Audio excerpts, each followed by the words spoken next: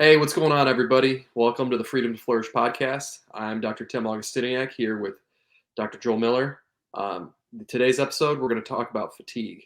Fatigue can be driven by a lot of different things, and we're just going to try to talk about the main drivers that we see in our practice and some really helpful things that you can do at home to, one, identify what's going on, and two, fix the problem at its source.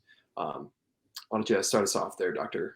Joel? Yeah, absolutely. So when we jump into fatigue, there's so many people that struggle with fatigue, and I'm sure Dr. Tim, you and I at some point have dealt with fatigue as well. But between just our experience working with patients, we're going to get into all the different things that we've consistently seen be an issue with fatigue. So we kind of are going to break these down into a few different categories. One is going to have to do with adrenal dysfunction and hypothyroidism, and we'll talk about that. And essentially, the majority of things that cause fatigue issues are going to go into those categories, affecting the adrenals and the thyroid health. But then we'll talk a little bit about some of the COVID long hauler syndrome. We'll talk about some blood anemic issues and things like that. Our hope in this is that you're able to take something away, whether it's a lifestyle change, maybe there's a test that you need to order to check different things.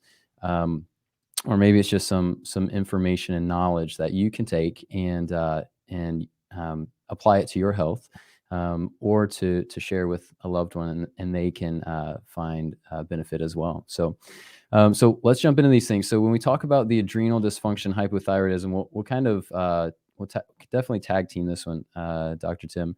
When we talk about the adrenal health, so we basically spent most of episode 2 there talking about anxiety and stress, and we talked about the adrenal glands being the key player. And we also talked about hypothyroidism in video episode 3. And so if there's any questions that you guys have on this topic, would definitely encourage you guys to go listen to those episodes, go back and listen to those. So as far as the adrenal health goes, the adrenals are going to be the primary organ that's going to help with our energy in the mornings. It's going to be the primary organ that's going to help with our energy in the afternoons. And that all revolves around cortisol. Now, a lot of times people talk about cortisol being the main driver of issues, and it can be if you have high cortisol issues and what we call low cortisol tolerance. But essentially, the adrenals are going to be extremely important with releasing cortisol. And, it's important to understand that there's a healthy amount of cortisol that we need to have. So as we jump into adrenal health, there's so many different things that can impact the adrenal health, basically run them down and kind of take us into the different stages of what we might call adrenal fatigue or adrenal fatigue syndrome. Now we talk about the thyroid health. The thyroid and the adrenals definitely play off of each other. They're really two very, very important organs when it comes to metabolism, when it comes to energy and overall cellular health. Dr. Tim, before we jump into the different contributing factors of dysfunction here, any thoughts there on kind of the adrenal dysfunction and thyroid health and kind of how they kind of play off of each other? Yeah, absolutely. So when it comes to adrenal health, the key thing that we have to remember there is there's a bunch of different things that are going to feed into that. And later on, we're going to kind of talk about some inflammatory drivers as well as sleep issues. But with adrenals, we have to remember that there's such thing as overtraining. So everybody out there who's listening, who's training for a marathon or they do Ironmans or they're a bodybuilder, just putting themselves through crazy caloric restrictions while continuing to train like crazy, that's going to be a huge tax on the adrenals. Anything that is hyper physical activity, it's going to be a huge drain on the adrenals. That, as well as normal, what we think of as inflammation, where things hurt, um, injury is going to drive the adrenals to be hyperactive. And then the last thing that kind of want to talk about is blood sugar. So yeah, like you said, revisit the episode 2 of our podcast if you want to hear more about that. But blood sugar is one of the biggest things that's going to be a huge tax on the adrenals day in and day out. If you don't regulate your diet properly through eating 3 meals a day, no snacking, no sugar, all those things, you're going to constantly be driving your adrenal glands. And when that happens, like Dr. Joel was saying, in the morning, you should have a big, huge cortisol spike to get you out of bed in the morning, give you lots of energy. And then as the day goes on, it should come back down. When things start to get dysregulated, cortisol starts low and it can even come up in the afternoon and then go back down at bedtime, or it can even just rise up at bedtime and keep you up all night. So there's a lot of different ways that the adrenal glands can become dysfunctional, and signs and symptoms associated with that are what help us identify what stage of adrenal fatigue you're in. Depending on where you're at with that stuff, is correlates with how extreme. I don't even know if extreme is the word I use for it, but how progressed your functional hypothyroid issue is related to these things. So somebody who's just starting to get really stressed might not really have a thyroid issue, but over time, if you're relying more and more on caffeine to get out of bed in the morning, and you're not eating properly, you're skipping lunch every day, over time, the adrenal dysfunction is going to lead to late stage adrenal fatigue, where your adrenals just can't keep up anymore. They don't produce enough hormones. That's why you're always tired. And then with that, the thyroid gland is going to downregulate. So these things are definitely super correlated. When one goes up, the other kind of comes down. And there's a lot of other things than just blood sugar, injury, overtraining that play into it. And those are some underlying inflammatory issues that we're going to kind of talk about today that 100% will contribute to fatigue over time. For sure, for sure. So some of the most common, most simple, and straightforward root issues with fatigue is simply revolves around sleep, right? So if you're not getting enough sleep, number one, there's the quantity there. If you're not getting enough sleep, you're going to be tired. Your body's not going to be able to recover. And then number two is the quality. So if you're not getting a deep enough sleep, maybe you're not making enough melatonin naturally, maybe you're not getting into those deep REM cycles, then that's going to basically not allow your body to recover as quickly and as well as it needs to. And thus, it'll result in you basically becoming fatigued and just waking up, not feeling rested, not feeling good. So if you're listening to this video and sleep issues are very common, maybe you're waking up several times throughout the night, maybe you just have a hard time falling asleep at night, maybe you lay there and you're not able to get tired. Maybe you just feel like you're not getting very deep sleep. Some of the things that you want to uh, in those scenarios, sleep is basically going to be the biggest thing there that you want to address as far as the root issue for fatigue. We'll go into all the inflammation and things as well, but you definitely want to look at those. So, very general, very simple breakdown of sleep issues. Number one, if you're not able to fall asleep very well, chances are you have low GABA. GABA stands for gamma aminobutyric acid. It's a brain hormone that helps kind of calm the brain. It helps us get sleepy at night, and it helps with anxiety as well. So we talked a little bit about that in episode 2. GABA can be low for a number of reasons, and we cover all of those, but there's very basic things that you can use to support GABA to help basically become sleepy at night. Magnesium is definitely probably the most common one that's used. Magnesium citrate and magnesium glycinate are the two most common that I see used or that I see helpful. And then sometimes zinc and sometimes B6, specifically P5P, the activated form, can be helpful with that. So that's as far as falling asleep and becoming tired before bed or tired at night. Obviously, you want to handle all the other sleep hygiene issues as well. You want to make sure you're not eating too close before bed. You want to make sure you're not stimulating your brain with screen time right before bed. You want to make sure that you're able to kind of wind down and basically get your body to relax before bed. So, that includes cutting out any kind of work that you have or any kind of extensive physical activity. I definitely wouldn't recommend doing a very hard physical workout or anything like that, just before you're going to bed.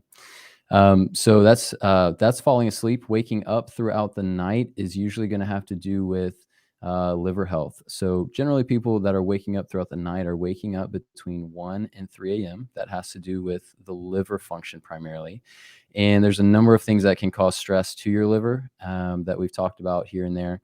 But essentially, you want to look at nutrition primarily. You want to look at some of the other things that we'll get into, like infections, inflammation, and things like that. But if you're waking up throughout the night a lot, even if it's just to go pee, that's actually not normal. It's normal for you to stay asleep and sleep throughout the whole night. And then the third thing there with sleep is if you feel like you're not getting deep enough sleep, chances are there's some kind of an issue there with lack of melatonin synthesis in your body. So basically, and a lot of people will just go get melatonin and take that, but that can have negative effects on overall, the feedback system where your body will stop making melatonin naturally and then become dependent on it. But number two, I've seen a lot of people that are taking melatonin on a normal basis, and they're actually developing issues with their immune system and things like that. So what you want to do is you want to support melatonin synthesis. So there's a few things that can do that. Magnesium, again, is a very common one and a very big one. Sometimes things like TMG, which is found in beets, you can get that in a supplement, of course. TMG stands for is it trimethylglycine, I believe. And you can get that in a supplement, or you can just get it in beets. I'm sure there's a number of other nutrients as well that I'm not thinking of right now, but essentially you want to support melatonin synthesis with that. So sleep issues, those are kind of the three things I'd break it down to. Number one is, are you able to fall asleep, or do you lie there quite a bit before you're able to fall asleep? Number two, are you waking up during the night? It's likely a liver/gut issue. And then number three, are you sleeping deep? Are you getting into that deep restful sleep? Dr. Tim, is there anything that you would add to that as far as sleep goes? I see a lot of issues with liver health. I see a lot of issues with gut health and infections. And I'd say issues sometimes with the immune system as well, usually when people have sleep issues. Yeah, just some other things that I would add. So when it comes to, oh, there we go.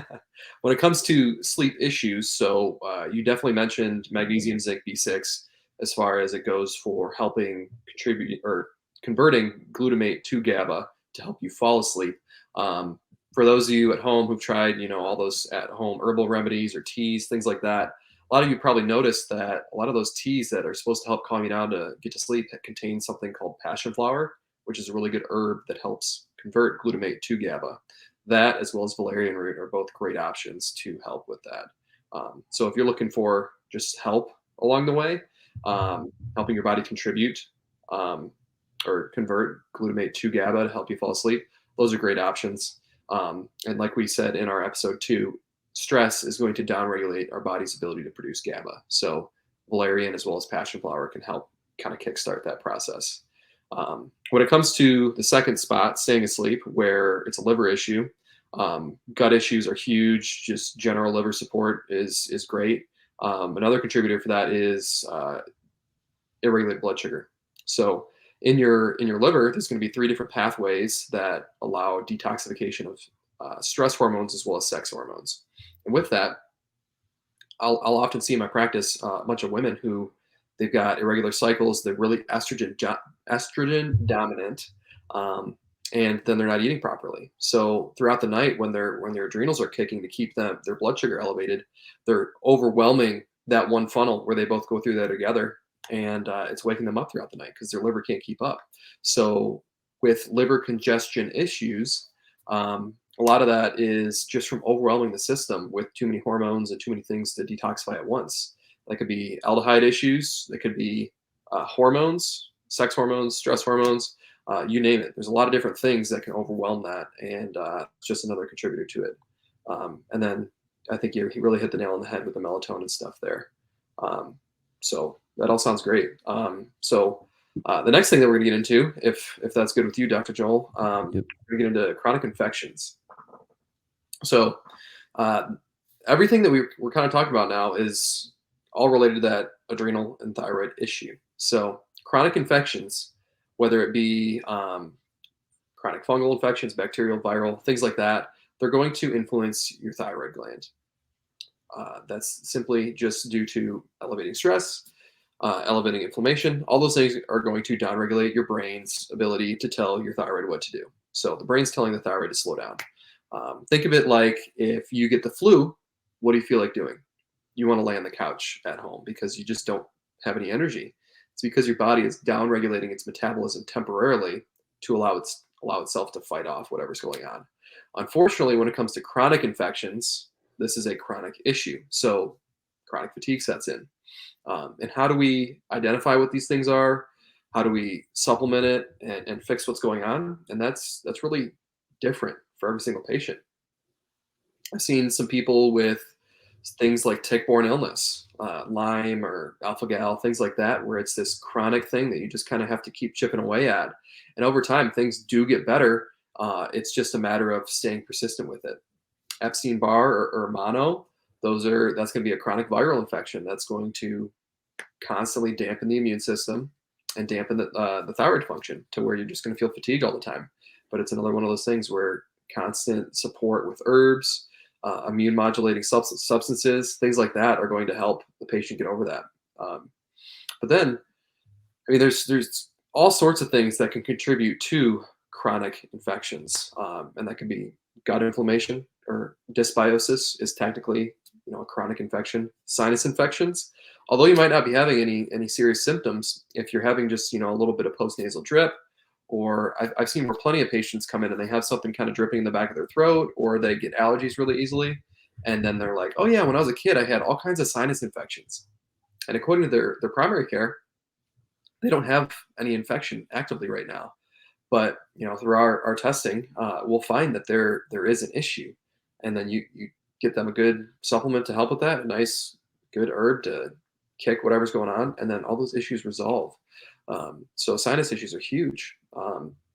And the last one with that is, and we're going to touch on all of these a little bit more, but teeth issues. Teeth issues, and by teeth issues, I mean things like implants, root canals, or just chronic lack of oral hygiene.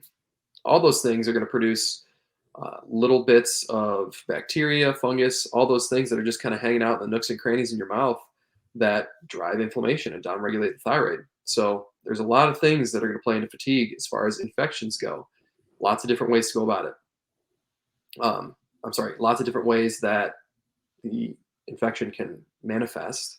It's in your mouth, in your gut, anywhere throughout your body, really. Bladder infections are huge for that too. And it's all about identifying where those things are, getting them knocked off the list with some good antimicrobial herbs. And then, allowing the adrenal glands as well as thyroid gland to regulate themselves again.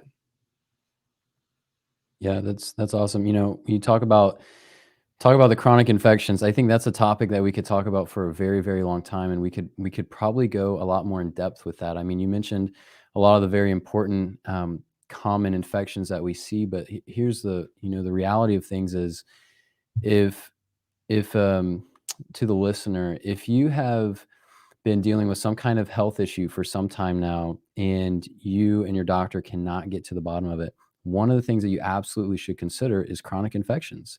And one of the problems with our healthcare system today, in my opinion, is that doctors are not considering these chronic infections. And most of the time, when doctors and people in general are considering infections, a lot of the time it has to do with, okay, do you have a fever? Do you have a runny nose? Do you have a sore throat? All these very intense active symptoms.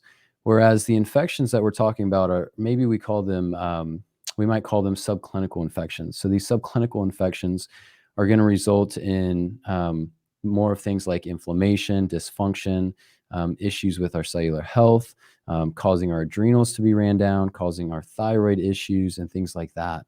And so, again, like Dr. Tim said, it could be bacterial in nature, could be viral, could be fungal, could be even be parasitic, which is actually a very common one that I think we both probably see in practice. So those chronic infections. So if how would you go about assessing the chronic infections? I think this would be helpful for the listener. Number one, you can do some blood work. You can do a basic CBC with differential panel to see overall where your white blood cells are at, your neutrophils, lymphocytes, monocytes, and so on. And just by looking at that with functional ranges, you can generally see if you're going to have some kind of infection. Now, a lot of times that panel can miss things. It's not perfect in the sense that for example, if you have a bacterial infection, that would generally drive up neutrophils, but then you also have a viral infection that would generally suppress neutrophils and drive up lymphocytes. If you have multiple infections, the labs may actually look balanced out, in which case you have to use other information, the history, all that stuff to kind of go into that. But you can do some blood work with that. We love to check for infections with a technique that we do in practice called systems healthcare. We probably mentioned it before, but essentially when we're getting into that, we're looking for herbal support and immune system support that's going to address those things. We talk a lot about kind of different herbs that we'll use to address different types of infections. So I don't want to spend too much time with that because that and the immune system, we can go in pretty deep with that. But essentially, herbs and general immune support is the way to go with that. Um, you mentioned teeth issues, and again, the chronic infections, the teeth issues, the sinus issues, hugely huge things that a lot of times patients that come in with chronic issues, it's very common for them to have one of those things at least going on, and it's driving a lot of their issues.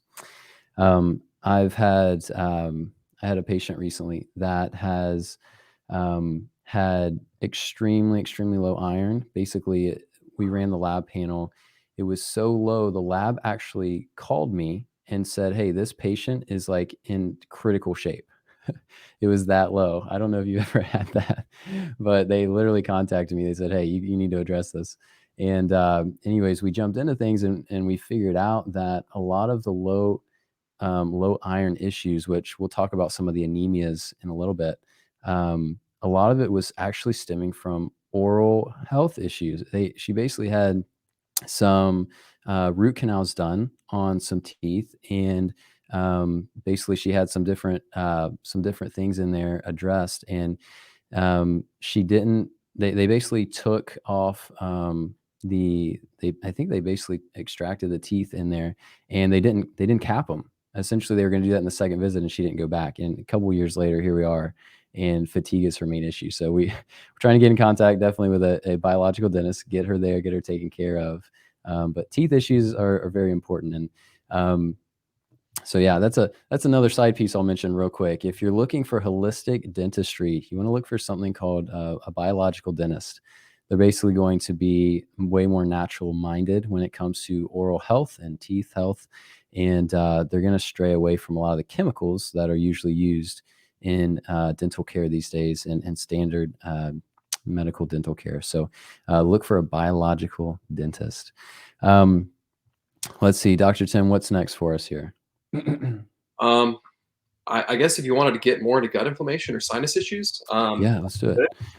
You kind of touched on teeth issues, but yeah, I think gut's a good next stop. Yeah, absolutely, man. Gut issues. We could talk about the gut all day, and we definitely will in a future episode.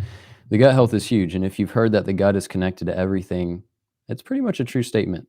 The gut is where we have the absorption of nutrients. It's where we have a lot of people say it's the base of our immune system is actually in our gut health. And, with the gut health, if you're new to studying the gut health, it's important to know that there are millions and trillions of bacteria in our gut. And that's good. That's God's design. It's good for us.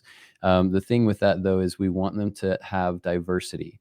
We want them to be diverse. And the way that we do that is primarily through diversity in our nutrition, eating different types of real foods, having good variety with that. There's other things as well, of course, that play into gut health that we'll talk about, but diversity in foods is really important. So gut inflammation can come from eating processed foods, eating inflammatory foods. Gut inflammation can come from dysbiosis if we have different gut infections. So here we go back to the infections again. One of the indicators of gut inflammation, I guess the top few things I would say is, number one, if you have generally have a lot of inflammation in your body, whether it's in your joints or your muscles. Maybe you don't feel like you recover well. Maybe things just hurt in general. That's a good sign that you have gut inflammation, and you need to look at what you're eating, and you need to look at your digestion. Other signs of gut inflammation, gut issues, really is just poor digestion.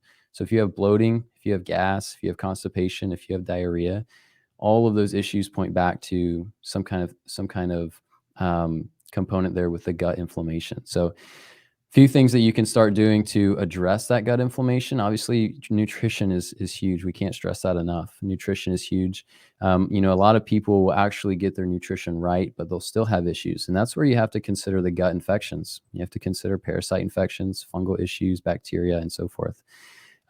We'll dig into each of those probably a little bit more specific in some gut specific episodes in the future, but you definitely want to consider gut infections, food gut infections, and there's other things as well, I think, that can really contribute to gut health that people probably don't talk about much. I think quality sleep is one for sure. managing stress, spending time outside, spending time with animals, and getting a good diversity and exposure to bacteria and so forth from animals and from being outside, being in the sun, having a healthy circadian rhythm, going to sleep and getting up at the same time every night and every day. All of those things are extremely important when it comes to gut health and basically gut inflammation. Dr. Tim, anything that you would add to gut inflammation before we kind of move on to some of the sinus stuff? I think you about hit it. We're not going to get too heavy on herbs and things like that today. So We will in the future for sure. yeah, That's I'll such save all an that for. important topic. Yeah, absolutely. So, Dr. Tim, tell me about some of the sinus issues that you see with patients and jump into that before us here. Yeah. So when it comes to sinus issues, a lot of the stuff that I'll see is patients will have just like a chronic runny nose or chronic dripping in the back of their throat, or seasonal allergies will hit them pretty hard for some reason, just year after year, and they can't figure it out. Um, and then they just need something that ramps up that ability for the immune system to get in there and kill whatever it is. I've seen it with bacteria, I've seen it with funguses, and viruses, and it all kind of presents the same way, where there's some sort of minor upper respiratory issue that goes totally uh, undiscovered by their primary care, where they're like, you don't have anything really. It's not enough to be warranting antibiotics or antiviral medications or anything that they would give. So they just tell them, go be on your way, and it's this chronic issue. So I've seen a couple where it's just your run of the mill neem or morinda, any sort of normal herb. But there's other times where they need something that's really going to drive the infectious fighting side of the immune system, where herbs like lomadium root or elderberry, astragalus, all those things are going to be really helpful for that. I had one patient who she had spent God knows how much money on all kinds of tests, where to the point where she was starting to worry that she had something like cancer, esophageal cancer, something like that. What was her symptoms? All she had was this chronic cough it wasn't even like it was a normal cough. She just felt something kind of dripping way down in her throat every now Yeah. and then, and it would Yeah. cause her to cough. Wow. That was it. And it was a super minor thing, but there was nothing that resolved it. She did 2 weeks of an antibiotic. I think she took amoxicillin for 2 weeks Yep. under the supervision of her primary care. Didn't resolve it. She went in for a chest X-ray, nothing on there, and then they wanted to do an endoscopy, and they were going to refer her to like a pulmonologist next, because they just couldn't find anything out. And finally, I was like, let's just come into the office. We'll see what's going on. And it took about 6 weeks to kind of nail things out, where we fixed some gut things, um, fixed some other immune drivers, and I don't think those are necessarily tied in. I think there was one single herb. It was that lomadium root that really, really, really allowed the immune system to fight it off. As soon as she started taking that, she said it was the nastiest thing that she ever took, Wow. but it got rid of it. And she had spent how much money on the flip side, on the allopathic side, to try to solve this issue that they said wasn't there. Yep. And they Wow. were referring her around to try to solve this issue because she wanted it. It wasn't because they thought it was what they were supposed to do. It's because she basically was begging them to send her somewhere else because she knew there was something wrong, and all it took was one herb. So Wow. Wow. sinus issues can be annoying, and they can be very they can just go overlooked. They can be so overlooked by the opposite side of the aisle than us. So, and with Yep. the way that they influence everything as far as the immune system, adrenals, thyroid health, all those things, it's something that we got to pay attention to, and something that we have to consider, because if we don't identify that, it's just going to be something that's going to continue to be an issue. So Yeah. that's, And that's our testing is, I feel, the way to go. yeah, absolutely. Yeah, there's so many conditions that you and I have seen that, uh, you really have to consider everything, and that's the beauty of holistic healthcare is you really have to look at everything that's going on and take the big picture of things because it could come from so many different places. And I think I the way that I kind of respond to different stories like this, which by the way, that was it goes to show a lot of very important things. Number one, you know, um, the medical system and our standard healthcare today, that they will generally run a lot of these big, extensive, expensive tests. And, I don't have anything wrong with those in and of themselves. And in fact, I think most of the time, it's usually a good idea just to rule out any big, serious issues. But one of the things that we often see is, that a lot of doctors aren't looking at things through the lens of function. How is the body functioning and what is it doing? And of course, that's what we do, and that's what we love, and that's where we thrive. But a lot of times I've seen patients just go down these different routes where they get test after test after test, and all their doctors or the different specialists, 5 6 different specialists, they're all looking for a diagnosis. They're all looking for something that they had learned in school, something that they learned from their textbook that says, here's your diagnosis. And, Dr. Tim, you and I think most of our listeners probably see the issue with that. The issue is that when we look at health, it can't just be a diagnosis. We have to understand what the body's doing and how it's functioning so that we can then understand what is needed to help support the body in healing itself, rather than just searching and searching and searching for a diagnosis, all the while not necessarily understanding what the body's actually doing. So, so many patients, I think you and I have both seen, kind of go under that route, and eventually they find us. And by the time they find us, they're usually exhausted, of course, and frustrated. And we certainly share that with them. We understand where they're coming from. But we doctors, man, we need to be looking at those root issues. We need to be looking at basically how the body's functioning and what it's doing. If we can do that and understand that, I think we have a way better approach to things, way more efficient approach as far as helping patients and get better. Yeah. So that's great. I think that's great. The sinus issues, the teeth issues, gut inflammation, chronic infection, sleep. We've covered a lot of that. So all of these different things are going to drive inflammation. They're going to drive different issues in our body that are going to ultimately run down our adrenals. They're ultimately going to run down our thyroid, and that's going to leave us with chronic fatigue issues. Now, as you can see, fatigue can be a little bit extensive here with so many different things. So again, as you're listening, I'd encourage you to kind of think through your health, think through the different things that we're saying, and see kind of what lines up with your experience, what lines up with your health scenario, and the things that you're going through. Um, Dr. Tim, it's important for people to address these specific issues if they have oral issues, if they issues with their teeth. Obviously it's good to get a checkup from time to time. If they're having issues with sleep, obviously those are very, very straightforward things that need to be addressed, as far as understanding how we can get these adrenals back up and running. But one of the other things that you and I both go into is supporting the adrenals, whether that's through nutrition, supplementation, and that kind of thing. Now, for our audience, we went over that quite extensively in episode 2, but I'll have you go listen to that again. But before we jump into some of the COVID long hauler stuff that we've seen, Dr. Tim, would you share maybe some of the things that you love to do to support the adrenals naturally while you're also addressing these other issues? So things you're doing to support the adrenals and maybe support the thyroid as well, to basically get patients feeling better and get their fatigue back in them. Yeah. So general adrenal support is going to involve things like some really good minerals, magnesium, sodium, potassium, all those things that are lost in the urine when you are in a hyperstress state.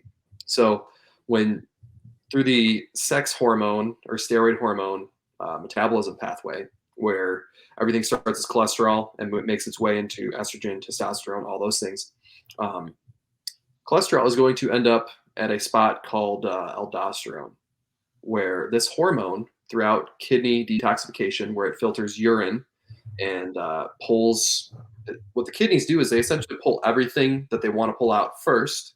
And then there's this big snaking hose that goes through your kidney, that throughout it, your body will reabsorb things like sodium, potassium, and all kinds of minerals. So the hormone aldosterone is what allows the body to accomplish this, or is what allows the kidneys to accomplish this. When you become stressed chronically, what will happen is all the precursors to aldosterone will make their way into cortisol instead. So a good sign that you're in some sort of adrenal fatigue is increased urination, where your body's not taking in the water that it normally would, or reabsorbing the water that it initially filters out. So one of the things you can support that would help awesome with adrenal function is sodium. sodium, magnesium, potassium, all those things. Um, those are the great minerals that you can help with that, or that help with that. The next thing would be things like adaptogenic herbs. So holy basil, ashwagandha, reishi, rhodiola root. Some people even consider astragalus a adaptogen. There's a lot of different herbs or plants that have adaptogenic qualities, and all that means is when your adrenals are running really, really low, it'll help boost them up, and when they're running really high, it helps calm them down. So they're kind of like the great balancing herbs that really help regulate our adrenals. Um, I joke around with patients, and I call, or they start to call, rhodiola root adrenal crack because they get a little addicted to it It's because so good, yeah. most of the people that end up needing that herb specifically, when they take it, they feel awesome, and they felt down in the dumps all the time before, and they Mhm. take it, they feel normal, and so they just never want to get off of it. Yep. So I'm not going to say they're actually addicted chemically, but they get to a state where they feel good, and they get kind of scared that if they don't take it, they're not going to feel good anymore. Mhm. So if you're kind of at the stage where you just never have any energy, you're not waking up with energy, you have no energy throughout the day, and then you can just fall asleep and sleep for 12 hours every single night, try some rhodiola root, rhodiola rosea specifically. It's a great one for that. Absolutely wonderful. Um, Other adrenal support, you could just do support for the adrenal glands itself through glandular supplements, Mhm. some whole adrenal gland. There are some companies that do supplements that go along that line. Um, we use a lot of stuff from Standard Process where there's um, some supplement called dronotrophin (PMG), where it is essentially the nuts and bolts of what makes up the adrenal glands, and it just provides the body with all of the materials it needs to repair adrenal tissue. So if you're, think of like a NASCAR race. You got to make a pit stop and get new tires.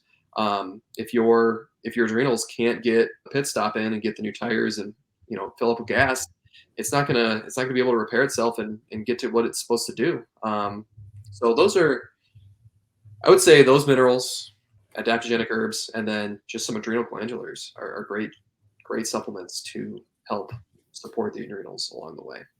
Yeah, that's awesome. Hey, real quick, I want to add some things to that, but real quick, what you mentioned the electrolytes. What are some of your favorite sources of electrolytes? Where do you get that in your nutrition? And when the patients or our listeners are thinking about sodium, potassium, all these things, what are maybe some different ways that you generally like to think of as far as getting those in? Yeah, with somebody who is fatigued, adrenals are fatigued specifically, and they're urinating like crazy, and they're losing all these electrolytes. I, it's kind of funny having to break somebody's initial programming of thinking that sodium is bad. It's we always grew up hearing that salt is bad. Salt is bad. It causes high blood pressure. Um, Hmm. just because they are correlated does not mean that that is what is driving high blood pressure, Right. um, and that holds very true with that. So salt your food. Celtic sea salt, Himalayan pink salt. Don't use the iodized stuff. Iodine is very important, but you don't need a bleached, highly processed salt that's full of all kinds of chemicals. Yeah, it's not the same. Um, so that's quite honestly, I actually have a water filter that just strips everything out of it, and I will actually add some Himalayan pink sea salt or uh, or Himalayan pink salt or Celtic sea salt back to it, just to get those good balanced minerals. And the great part about those forms of salt is they actually have a really good ratio of magnesium to sodium. So you actually get a lot of magnesium through that as well, and that's why they're so great. As far as it goes for potassium, potatoes have a ton of potassium. Bananas, they do have some, more than most fruits and vegetables, but potatoes have a ton. So if somebody is really low on potassium and they just never eat potatoes, obviously you don't want to eat too much to where you get an insulin spike, but incorporating that within your meals is not a bad idea. There's other foods, zucchini, it has quite a bit of potassium, other vegetables, but yeah, I would say those are probably some of the good go-tos, other than just supplementing. Supplementing with those are not bad. There's a product called Calm, and they market on being high in magnesium for the sake of calming you down, and that goes back to the same glutamate conversion to GABA, the Hmm. inhibition of neurotransmitter pathway that we mentioned before. So if you wanted to look at a supplement or some sort of source that you could just drink in a drink, it's just like an electrolyte drink. Calm is a great idea. That's awesome. Yeah, for, just on a personal note, when it comes to salt, I love pink Himalayan sea salt. I just put it on my food. It's number one, it's delicious. Number two, it's good for you. Supports your adrenals, as well as just your overall system. For potassium, I love to get those things in the vegetables. You mentioned some of those things there, and then I think you can get some different electrolytes in fruit as well. A couple other things I'll add kind of to that list that I've seen. You hit you hit them all. But I'll add probably just one or two things there. Number one, I'd say is a whole form vitamin C. I see that something like camu berries can be extremely helpful. That's not one that I've seen very easy to get as far as the actual berries, but you can definitely get that in supplement form or even powder form. Another thing I would say is protein. We talked about this so many times, but protein is huge because if you're not balancing your blood sugar, you're going to wear your adrenals down. I've had patients that eat really healthy, eat really natural. I've had patients that are even some of them that are vegan and vegetarian. So essentially, the beauty in that I'm saying here is that they're avoiding a lot of processed stuff. They're primarily eating fruits and vegetables and nuts and things like that, which are all great. But they're exhausted and they're ran down because they're not getting enough protein. And one of the things that I always like to mention when it comes to protein is not all protein sources are the same. There's something called amino acid bioavailability, which essentially means you can have 20 grams of protein in this one source here, and you can have 20 grams over here. Let's say the one source is grass-fed beef, which we love. Let's say the other one is like a pea protein powder, which can be beneficial. But essentially, when we look at these things, the 20 grams of protein you're getting from the grass-fed beef has such a high amino acid bioavailability that your body's going to use 20 grams of protein. The 20 grams of protein from the pea protein is going to be more like 7 grams. Don't quote me on this, but essentially that's kind of the idea behind the amino acid bioavailability and why it's so important. So make sure you're getting nutrients that are dense with bioavailable amino acids. So protein, you mentioned the electrolytes. Phosphorus is one that I often see needed. That's one that I don't really know of a great food source for that. I'm not sure there is one, but we'll usually supplement with that, and that can be great. I mean, I've had a number of people that start taking phosphorus, and of course, we use that from Standard Process. It's called Phos Food. But essentially, what you do with that is just taking that liquid. It's super, super like sour, but basically patients will start taking that. And it's like, hey, they wake up in the morning with energy now. And it's like, whoa, this is great. A lot of patients that need phosphorus and then take it, they always come back very excited, very happy, kind of like the rhodiola patients you mentioned there. And then another thing I'll mention with some of the glandulars, I've seen glandulars create huge success for people, just totally balancing their system and their organs. But I've also seen glandulars kind of cause issues if you're taking it and you don't necessarily need it.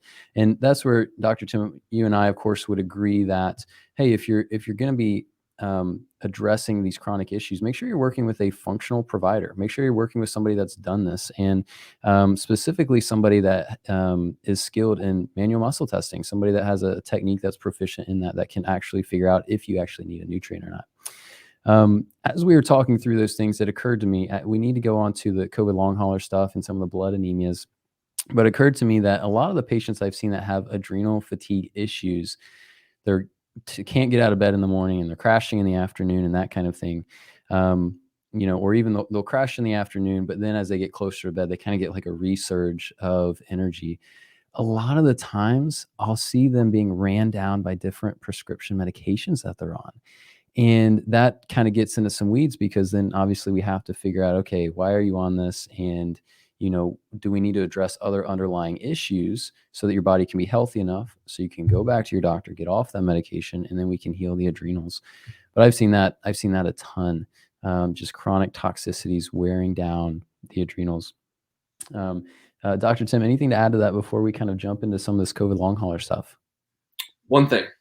Yeah. So back to the adrenal glandulars. The reason that I mentioned adrenotrophin and not a supplement called adrenal desiccated or desiccated adrenal is Yeah. that adrenal desiccated is going to be very hyperactive Yep. or make patients hyperactive because it contains hormones in it still. It's just straight up. Yep. So somebody who is very, very, very run down at late stage adrenal fatigue, where they just can't produce enough hormones, this can be more helpful for, but it's a low dose form where you just don't want to do too much. Adrenotrophin is going to just give your body the tools that it needs to repair the gland rather than the hormones that go with it. So just wanted to add that if you're out there listening and you do feel really stressed, do not take desiccated adrenal gland. Take the protomorphogen from standard process instead, because it will just support the organ without the hormones. Thank you for mentioning it. That's an awesome clarification and very, very helpful. So, a lot of patients I think have heard of different things, some of the different terminology, but it's things like that that are really important to clarify. That I'm really glad you mentioned that. Sorry, were you going to say something there? I just said, especially in that case. Yes. No, Like, that's great. That's great. No, thank you for mentioning that for sure. So, all right, let's jump into some of the COVID long hauler syndrome stuff. So, Dr. Tim and I have both seen a number of these patients and gotten really, really good results. And I know that we've also had a lot of different training. We've seen different approaches as well to some of the COVID long hauler syndrome stuff. But essentially, if you can track your fatigue back to where you got sick with COVID or some kind of virus, and since then you've had fatigue issues, then this is going to be extremely helpful for you to listen to. Um, some of the things that I've seen here with this COVID long hauler stuff, if I had to break it down into a few different things, I'd say number one, there's this thing called a cytokine toxicity.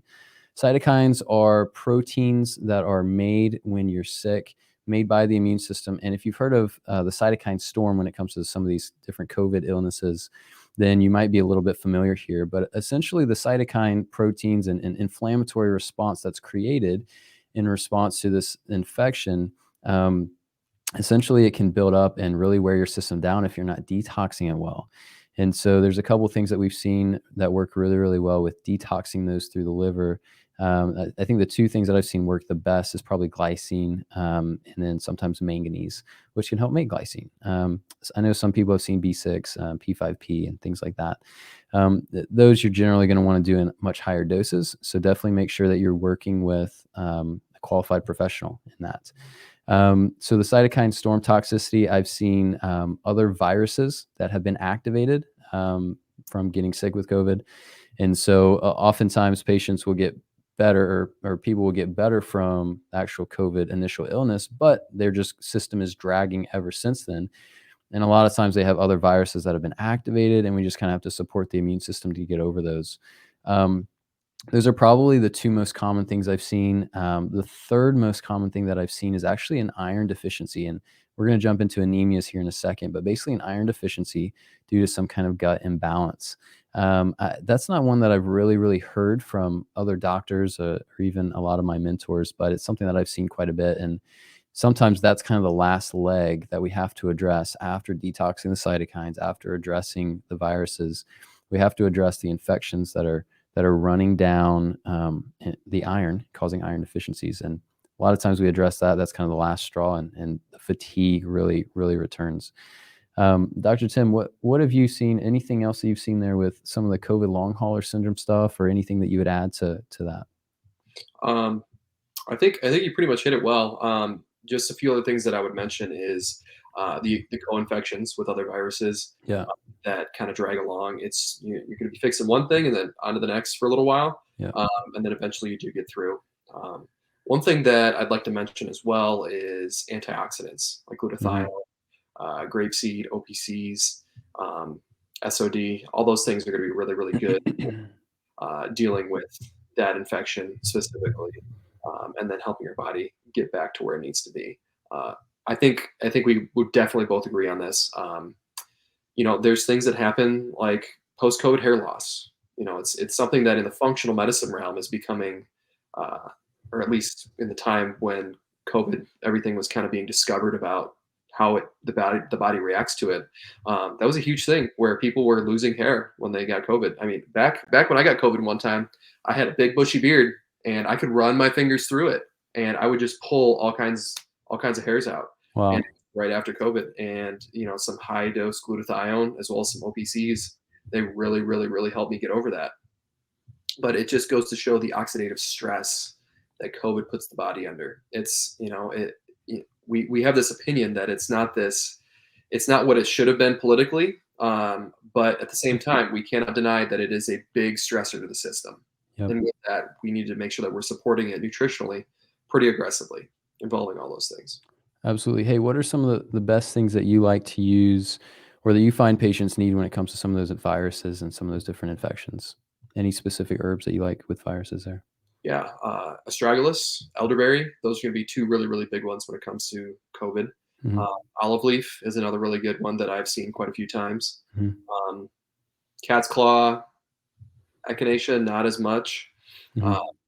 but yeah, those are some pretty good ones. I don't. Yep.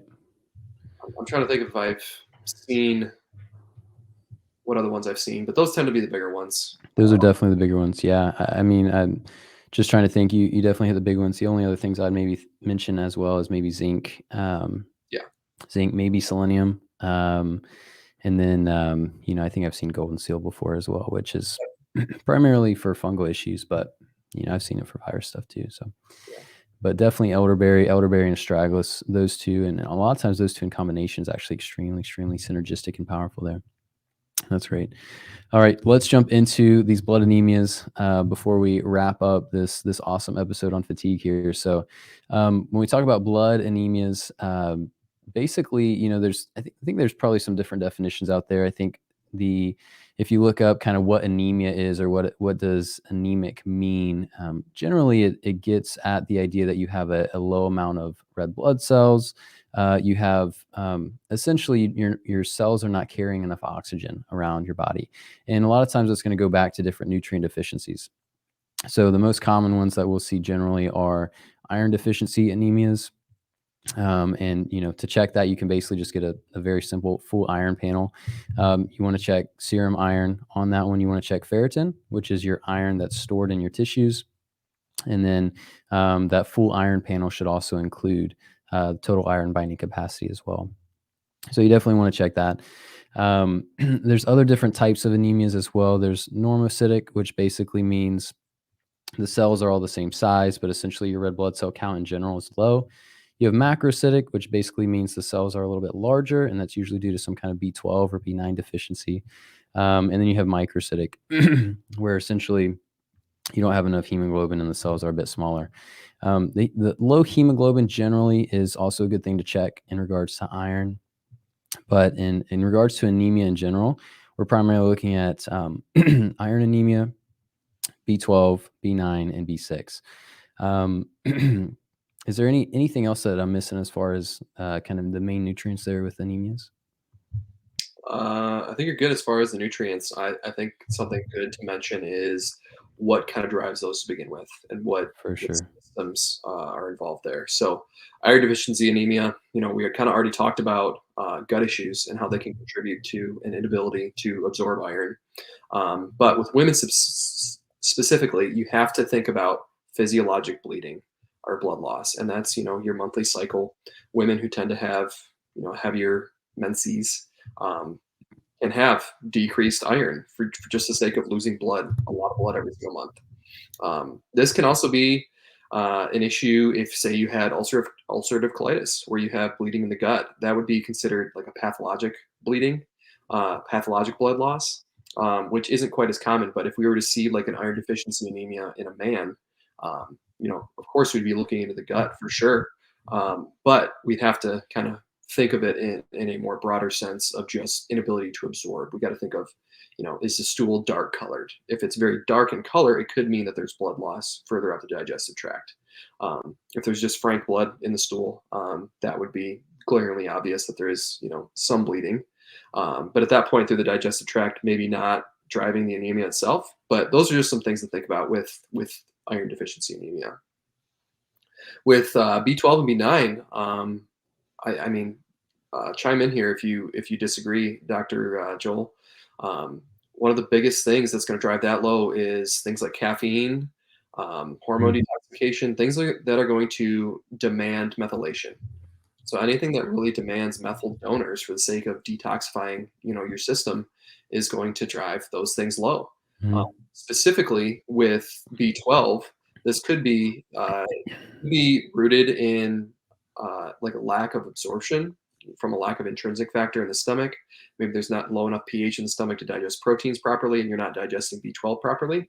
Or there very well could be just issues, in that methylation pathway where you're just you have too much going on, oxidative stress wise, where methylation needs to, do its thing. And then in future episodes, I'm sure we'll get to this, where there are the MTHFR gene snippets Mhm. contribute to poor methylation. Um, with that, I'm not sure exactly the correlation between that and those anemias of B12 and B9, Mhm. but that is an issue with methylation as well. So, in somebody who does have those those anemias, or that type of anemia, it would be important to know what is their capacity to methylate to begin with, and that's just something that you'll have to talk with your provider about for those listening at home. Yeah, absolutely. And the simple way I mentioned the iron panel, and the simple way to check for the other different types of anemias is to, again, just run a CBC with differential there. The differential part is more so with the immune system, but a CBC panel is basically going to check those things. And one of the biggest things that I see causing these iron deficiency issues is actually infections. And so this is where we run into a big issue when naturally the first inclination for either patients or doctors is to supplement with iron. And the challenge with that, I've seen this so many times where people have low iron, they supplement with iron, and it's not getting their iron up. And, if you're a vegan or vegetarian, you're not getting any kind of iron in your from any meats or anything like that, then that's one thing. But if you are eating meat and your iron is low, you got to figure out what's going on with infections. You got to figure out what's going on with the gut, and you got to figure out what's going on with inflammation.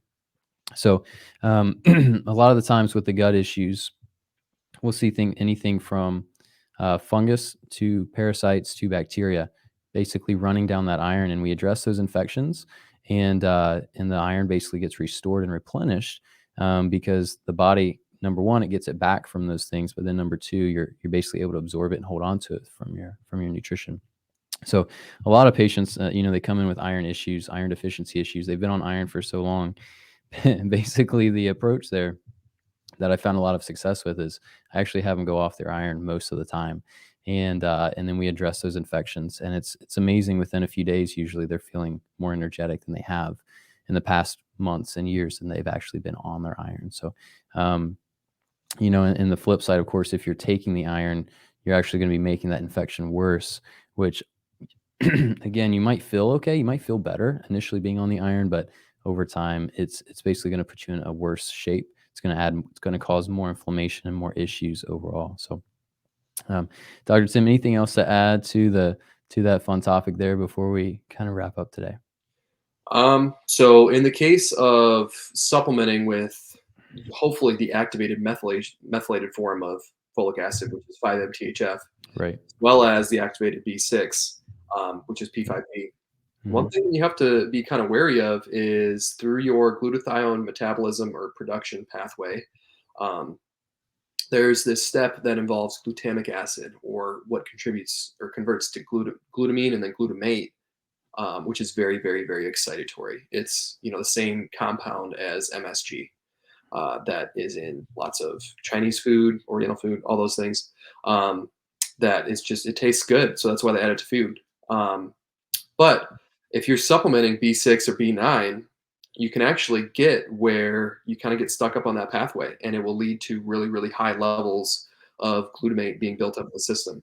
You can start getting headaches, feeling really antsy, inability to fall asleep, and it's because you're not able to convert that to GABA, um, or just anywhere else. So you're just getting the precursor to GABA, which is very excitatory. So if you're doing or you are supplementing those things directly, pay attention for those symptoms, because if that's the case, you need to supplement with things like magnesium, phosphorus. I believe manganese is on there as well. And say you're taking 5-MTHF or the methylated folate, you could actually need the B6 to help clear past that. If you're already taking the B6 and that is what you feel is kind of driving that, it could be the other things as well. So just something, if those who are listening are at home and they start experiencing those symptoms, thinking that they're helping themselves and they feel worse, that could be the issue that's going on there. Yeah, that's really, really, really important to mention. Thanks for doing that. All right, guys. So this has been fatigue, taking kind of a deep dive into it and all the things that we see kind of driving these different issues. I'm Dr. Joel Miller. I'm located here in the Flower Mound, Dallas, Texas area. I have a practice in Kansas as well, in the Wichita area. Dr. Tim here, Dr. Tim Augustiniak, practicing in, oh my word, I literally have Fayetteville, Arkansas, Bentonville. I want to say Fayetteville, but you're right outside Fayetteville, right? about 30 minutes north of Fayetteville. Yeah, 30 Bentonville, minutes. Arkansas, Yep. over at Flourish Functional Wellness Center. Awesome, awesome. You can find both of us online. Essentially, we have YouTube channels, Instagram, all that fun stuff. You can find us online. Hey, if you've found value in this, do us a favor and share it with someone, a friend or family member that might also find value in it. That's what we do this for, to be a blessing to you guys and to help you guys basically flourish in your health and grow in your health. So if there's any topics you want us to cover next, let us know. Leave us a comment wherever you're seeing this at or listening to, and we'll definitely take that into consideration. We will keep them coming. We've got a lot of fun topics coming ahead that we're excited to get into, um, and yeah, I'm looking forward to it. I'm looking forward to it. Dr. Tim, anything else for us?